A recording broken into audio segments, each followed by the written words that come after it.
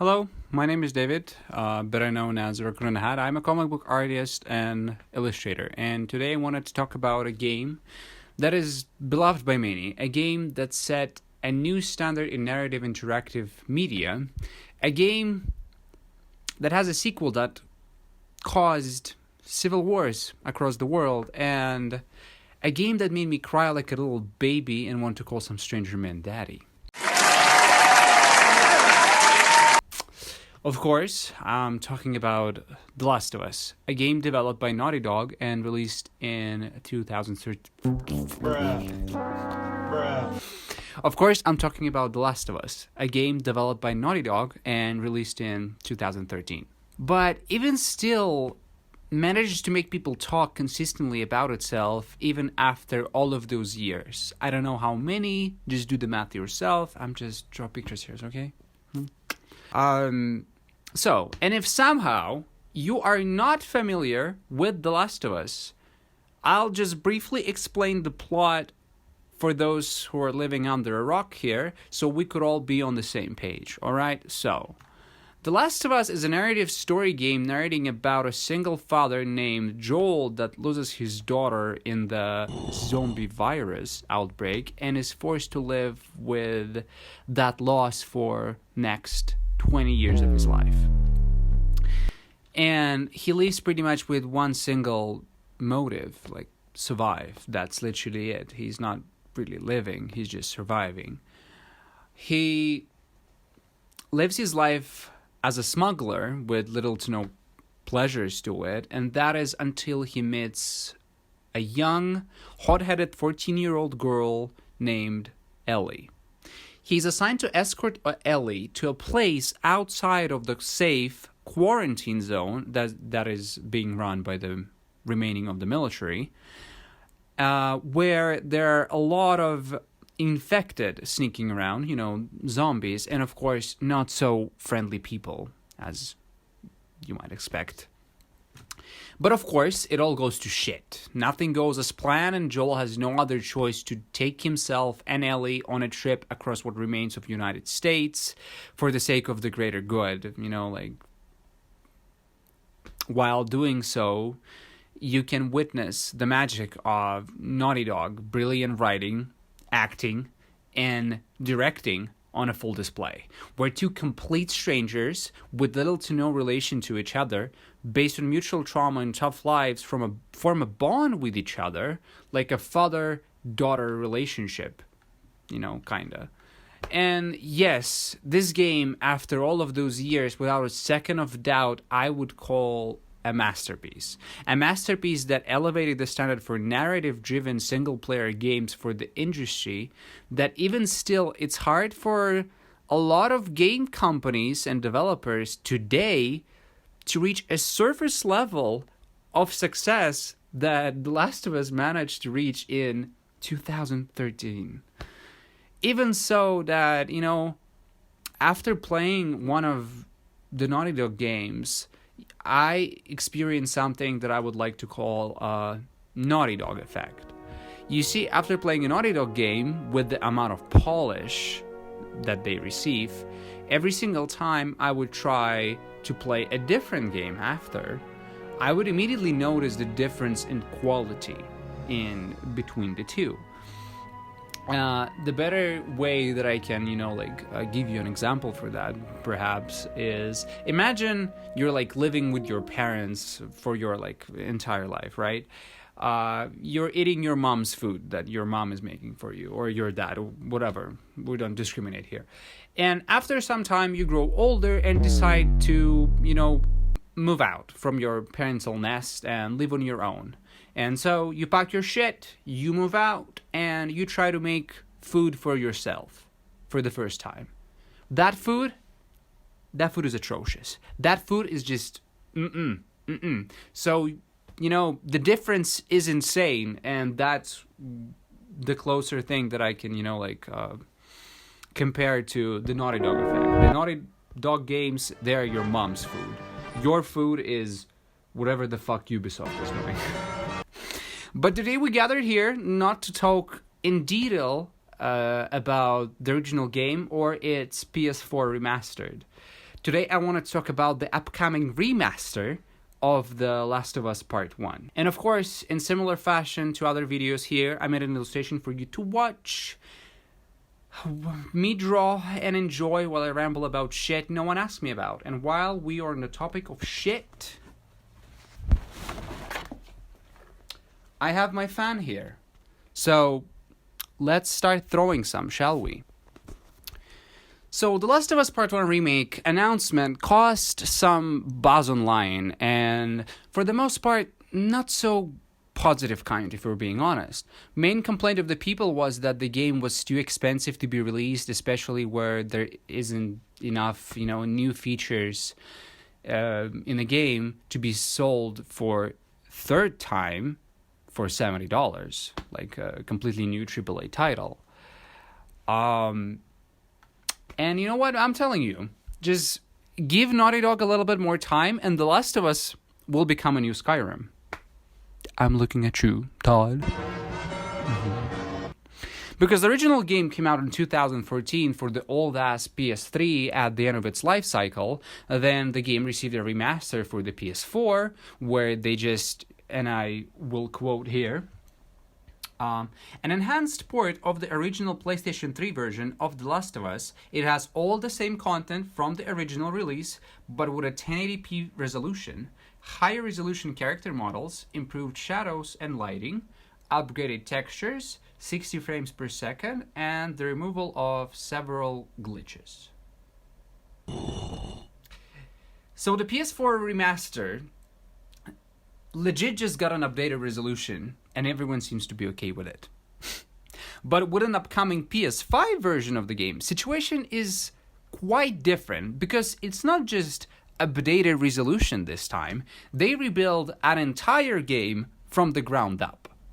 Yes, the game remains the same. There are going to be no changes to the plot or the story or anything like that. The characters are remain the same, but the graphics are completely redone from scratch. All new character models, new animations, new textures, lighting, and it doesn't really end there. They adjusted AI and make it better to match The Last of Us Part 2, and it was really awesome there. One of the best AI systems that I've experienced in my life, to be honest, as a gamer. And they also added a ton of new accessibility features. I never seen so many accessibility features in a game like in The Last of Us Part 2. And if the new remake could match its sequel, well, bravo to Naughty Dog. But that still leaves the question of, is it worth $70 floating in the air? And my honest opinion here would be, if you have played The Last of Us before, either on PS3 or the PS4, well, then it's a great deal. You will experience a classic masterpiece of a game that is upgraded visually and has improved features like new AI and accessibility features, and that is great, right? However, if you have played it already, like I did, multiple times, I don't think that it is really made for us. You can buy it, of course, however, no one is pressuring you into doing so. It's your choice, really. And the original and the remastered versions are still there if you want to experience the game for yourself. Again, right? No one is taking that experience from you. The game is still the same at the end of the day, And I don't even have the PS5. And even if I did, I wouldn't buy it. I mean, because it's the same game. Who gives a shit if it adds better graphics or not? It's not like they're taking my experience from me that I've had with the game already. The memory of the game will, live with me perhaps forever, and no other remake will ruin that or change that in any way. The game still looks absolutely gorgeous and great, but I don't know what else to tell you. If anything, I would love other people to experience, like a new generation of people, players, to experience this game, like by themselves now, if they haven't had a chance to do that before. But I think partially one of the reasons why a lot of people had this very negative opinions about The Last of Us Part 1 remake is that there has been so many remakes in recent history that it left a very sour taste in mouth of gamers. And we as gamer species are very cautious that the same thing is going to happen again. Like it happened so many fucking times. Just list is probably infinite at this point, but I don't think that it's going to be the same case when it comes to Naughty Dog, and here is why. Throughout history, Naughty Dog delivered an insane quality for their games consistently. Every single one of their games, at least on technical side of it, was a masterpiece nonetheless. You may not like the story, you may not like the characters, but you can't deny that the technical aspect of every single one of their games was perfected to maximum possible level. And despite that their newer games received some backlash, but mainly for the story, just look at it. Just look at the environments, man. Look around. You can't say that those games, they look bad, because they are not. And, you know, all of, like, their newer releases, like Uncharted 4 and The Last of Us Part 2, they were made for PS4. Like, that's an old generation, and how long ago that shit came out? And although when I was playing The Last of Us Part 2 on my, PS4 flat, like, you know, the first revision of it, not the Pro, not the Slim, just the regular PS4, it was making some wild sounds, you know, like a fucking plane engine that is about to take off. That was a little bit scary, but the game was still running smoothly despite that. Some of their games, they came out years ago, and some of the companies, they're still not able to catch up with Naughty Dog when it comes to visual quality of games. And not only that, in fact, I've never played a Naughty Dog game on release and encountered bugs or glitches that were critical to the experience. And I mean, name a AAA title that came out in the last 5 years and wasn't completely broken on release.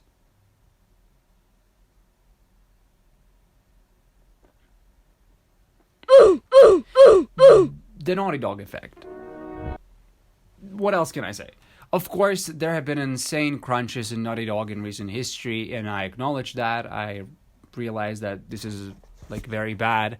But I think if we as players stop pressuring game developers into releasing shit as fast as possible and actually let people there know that we will buy and value games that are fully finished and will live up to our expectations, maybe then we will be able to overcome corporate greediness and desire to push as much things as fast as possible for the sake of profits. Naughty Dog and their dedication to making those awesome games where they're not afraid to experiment with different themes and various topics that might be very, very hard to swallow to some. And I mean, we just had their latest release that was pretty much the greatest example for that. Nonetheless, are groundbreaking sometimes, especially if you compare it to the other modern AAA titles, like that this industry pushed out of its butthole. And Naughty Dog should be celebrated and praised for pushing the boundaries in narrative video game space and for not being afraid to potentially get mixed with dirt by some crybaby fans on Metacritic, you know, just for the sake of telling a story that they wanted to tell. That required balls, and there are so little companies in the world that are willing to do that, especially on that scale. And of course, I would applaud them for bringing actual good representation of marginalized groups of people into AAA game like The Last of Us, for example. And if you're about to vomit some shit in my comments about lesbians are bad, boo-hoo, shut the fuck up, alright? No one cares about you. You're the reason why this planet is still shit. We just can't have nice things, huh?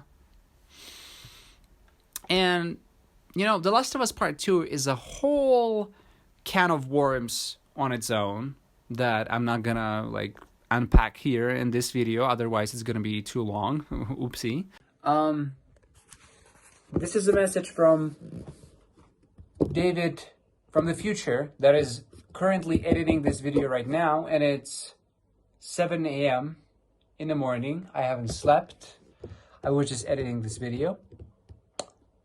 David from the past that recorded 25 minutes worth of talking. This is for you. Thank you. And enjoy the video. But if any of you interested in me and my thoughts on The Last of Us Part 2, let me know down in the comments. I might even do an illustration for the video, you know, as we do here. Yeah. And this thing, you know, of not letting the old prejudice die in us, just not willing to be open-minded and accept what we have as good, but instead trying endlessly to reshape something for the sake of being more marketable and accepted by the wider audience, brings us all to a final topic of today's video. And that is partially related to upcoming The Last of Us remake. You know, that would be foolish to assume that the new PS5 The Last of Us remake has nothing to do with an upcoming The Last of Us HBO adaptation that is coming somewhere early next year. So my thoughts on the game to movie / series adaptation is, please fucking stop. No one is asking for those. I swear to God, Naughty Dog and Sony is on a roll with those live action adaptations. I watched Uncharted earlier this year, and let me tell you, it is nowhere close to the original games. And I just don't understand, why do we need to adapt those games into movies or TV shows when they are already this close? Closer than me when I was banging your father on the couch last night to us being a cinematic masterpiece. Huh? We don't need an adaptation of something that is already cinema on its own, especially when the games are like 10 to 20 hours long and the movie creators trying to cramp those stories into 2 to 3 hour movie is just bruh. I mean, of course, right?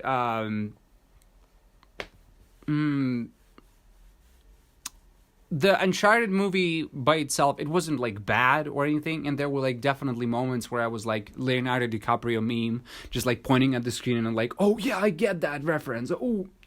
But I mean, it's not enough to just make a movie for the sake of the Easter eggs. We already have Ready Player One for that. That was enough. Thank you. But you know, also, the other thing is, like, let me tell you, Naughty Dog games, at this point, they look like this. Baby, that's a real man. I wouldn't be surprised if I would see him walk down the street. Those games look realistic. As fuck. And when you take something that has already looked so real and then just throw a real actor that is trying to match the energy and charisma of the original character, it just doesn't feel the same. And that is why the Uncharted movie, it was a complete assassination of the Nathan Drake character, the Sully character. Chloe, they were completely massacred by the movie creators because it's just not the same. The original games, they are so much better than whatever the fuck this is. And, you know, the worst part in all of that, almost every time, the characters are being changed, and it just ruins the feeling and the immersion entirely. And I don't think that there is a really a good way or the right way of adapting something that is like The Last of Us or Uncharted into a movie or a TV show, because they are already driven completely and fully by the story. I don't understand why do we need to fix something that is already perfect.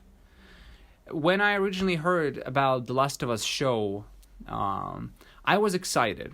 It was back then when it just been rumors. There wasn't really like any footage. They haven't really casted the characters, or at least the casting wasn't announced yet. I was excited because I thought that we're getting a show, right? A full-blown show in The Last of Us universe, that they will expand their IP. And imagine how nervous I became when I found out that the show is going to be a direct copy of the original. And based from what I've seen in the HBO sneak peek material, they are literally just copy and pasting the scenes from the original game into a show. And let me tell you, like I mentioned previously, from playing those games so many times, I have an image in my head, and I'm probably not the only one. When I think of Ellie, I think of this, not this. When I think of Joel, I think of this, not the fucking Mandalorian. God, if you hear me, please take me, because I have seen enough.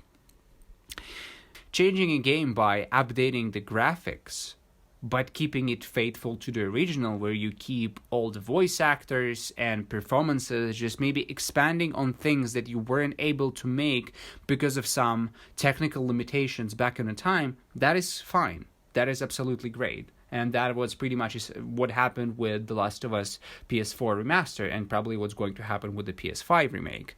But why would you try to copy the absolute work of art into whatever the fuck this is? And all in all, I'm highly skeptical about the show. I will watch it, definitely, and I might even share my thoughts here with you. And to all of the people that might be interested in the game after this video, I highly encourage you to play the game, The Last of Us. You won't be disappointed. I promise that. And if you're new here, like and subscribe with notification bell on. Those videos take me ages to make, and I'm still a full-time artist, so follow me on my social media. The links will be down below. It's at Raccoon in a Hat, not to miss on any of my new stuff. And you're also welcome to watch some other uploads from me on this channel. There are not a lot of them, but I'm trying. And of course, thanks to my patrons for supporting me financially. If you want to support me too, link to my Patreon will be down in the description. And of course, see you in the next video, if that ever going to happen.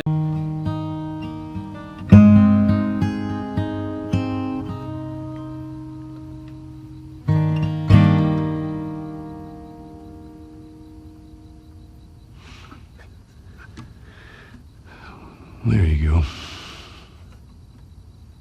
Well, that didn't suck. I'll take what I can get. I'm sweating balls in this. Jesus Christ. I couldn't turn on the fan because that would have been too loud to sit. It would be impossible to sit with this.